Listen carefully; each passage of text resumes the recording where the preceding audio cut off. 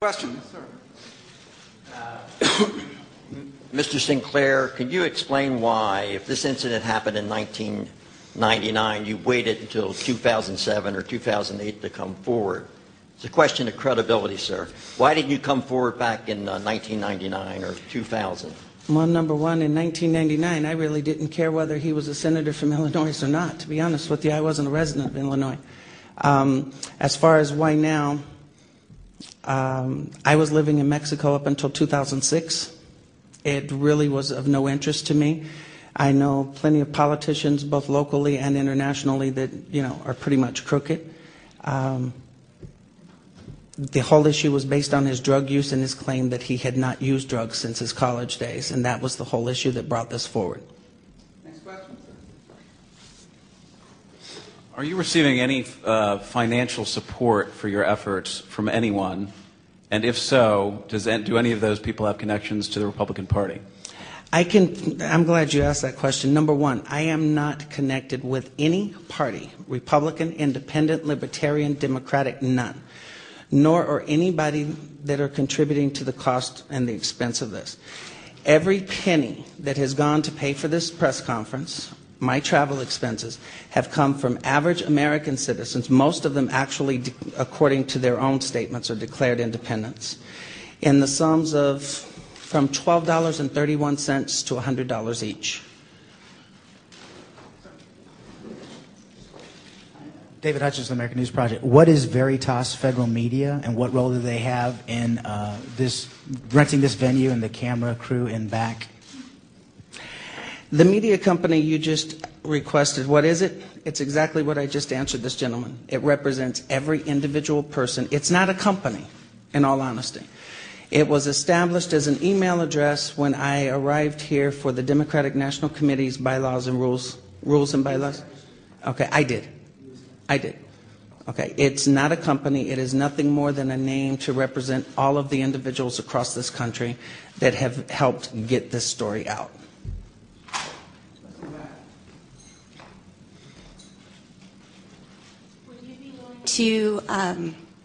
Would you be willing to share your mental health records with the public? Actually, I'm going to post later this afternoon a list of all of my doctors, going back through all of my medical records that are available through 1999. Anyone with valid, legitimate press credentials that wants to check my mental health history, I will be more than willing to sign an authorized medical release for that purpose. Will we get more than 30 minutes? Huh? More than 30 minutes? More than 30 minutes of what? With the documents.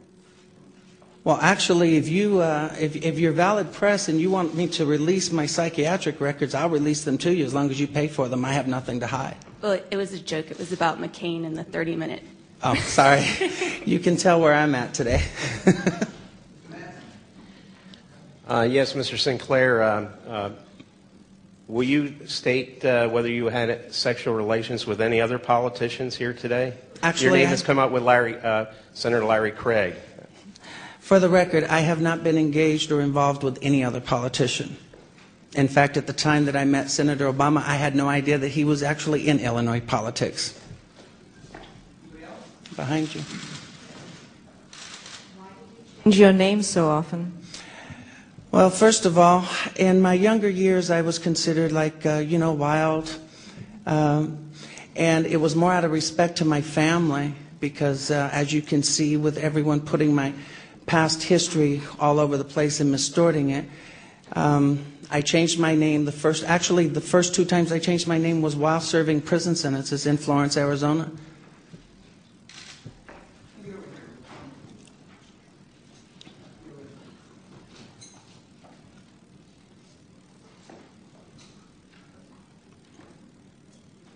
You said that he was introduced to you by name. You didn't know he was an Illinois politician.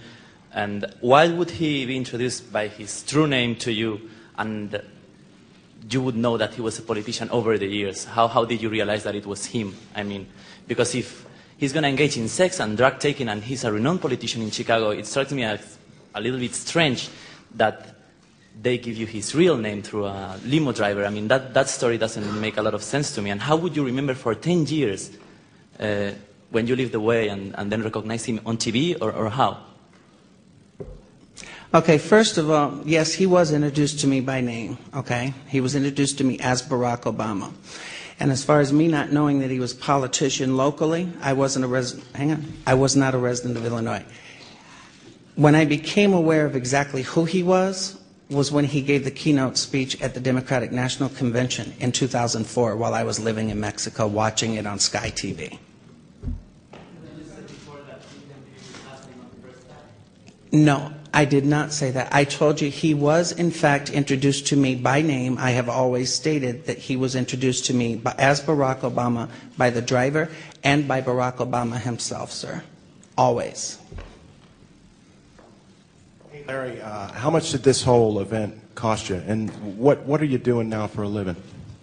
Well, as far as anybody wanting to know the final expenses, I would have to check because I've had a few things changed in the last 24 hours. But as of Monday morning, I think it came to a total of $4,126.89. And what I do for a living, I am disabled permanently due to severe nerve damage and spinal injuries. And believe me, it's killing me standing up here this long, but I'll take the question anyway.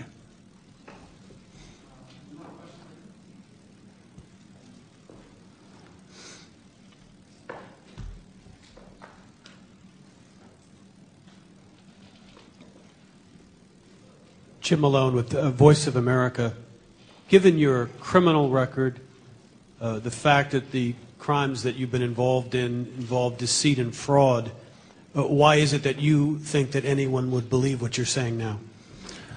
Well, to be honest with you, it's not so much whether you believe me or not as much as you hear me. Okay? I mean, it's not my intention to convince you. First of all, I'm not going to defend my lifestyle for the last 46 years. I've made mistakes. But I've always admitted to anything I've done, including these crimes. Okay? I can't tell you why to believe me other than the fact, I'm not saying believe me. I'm saying, you know what, here's the information. Look at it, do your own research, but do it based on the facts. Stop doing it based on this constant misinformation and misrepresentation that's been circulating on the internet. I'm going to give you everything in writing and you make your own decision. What time did you meet him on November 6th, and what time did he arrive at your hotel in Gurnee the day following? We met in the early evening on November 6th. As far as a specific time on November 7th, I cannot provide that to you. And I know where that question's coming from, but I cannot provide that to you. You know where it's coming from. Thank you.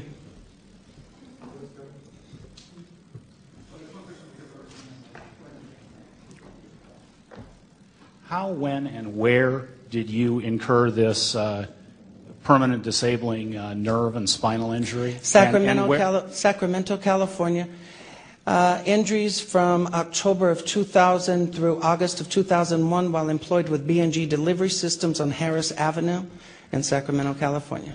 And what is your source of income now? Is that my source of income? Compensation? My source of income is disability, Social Security disability. That's your sole source of income? That is.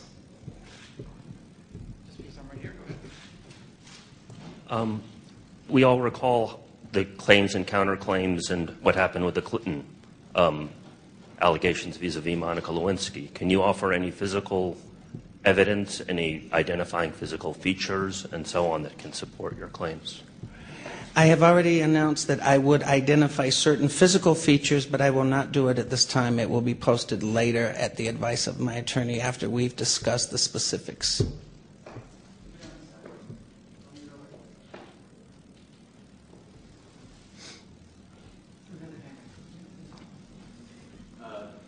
One quick one, and then one slightly longer one. Did you save any of the text messages? The text messages, I've contacted Sprint Nextel, and the changing of the phone numbers, they actually have the procedures that they can recover the text messages from those numbers, but they do not stay on the phone when the numbers are changed. And then when you were discussing the results of your polygraph, you first impugned the veracity of the test by saying that it was, quote, junk science. But then a few moments later, you said you scored very well in one respect. So it's unclear whether or not you actually are staking some of your claims on the polygraph. No, actually, as far as I'm concerned about the polygraph, I'm not saying that it's good or it's